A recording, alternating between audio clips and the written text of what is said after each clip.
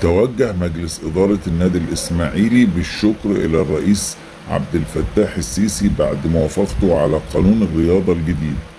حيث أصدر النادي الإسماعيلي بيانا رسميا عبر حسابه الرسمي على موقع التواصل الاجتماعي فيسبوك. جاء نصه كالتالي: يتقدم مجلس إدارة النادي الإسماعيلي بقيادة المهندس نصر أبو الحسن بخالص آيات الشكر والتقدير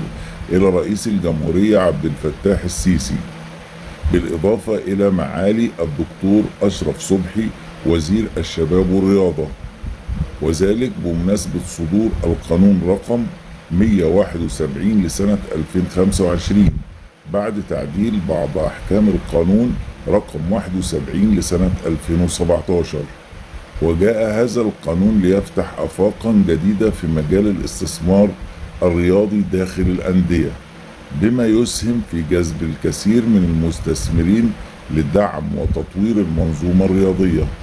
فضلا عن إنشاء مركز التسوية والتحكيم الرياضي لفض المنازعات الرياضية، وبما يتضمنه من تعديلات جوهرية على أحكام وشروط انعقاد الجمعيات العمومية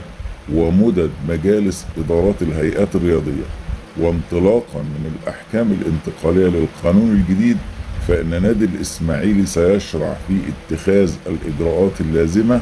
لتوفيق أوضاعه التزاما بما ورد في المادة رقم 6 من القانون، التي أوجبت على الجمعيات العمومية للهيئات الرياضية الانعقاد في اجتماع خاص لها في مدة لا تتجاوز 3 أشهر من تاريخ صدور القرارات المنفذة لهذا القانون لتعديل نظامها الأساسية بما يتوافق مع أحكام القانون. وأكد الإسماعيلي التزامه الكامل بأحكام القانون الجديد، واضعا نصب عينه خدمة أعضائه وجماهيره ودعم مسيرة التطوير والاستثمار الرياضي بما يتماشى مع توجهات الدولة المصرية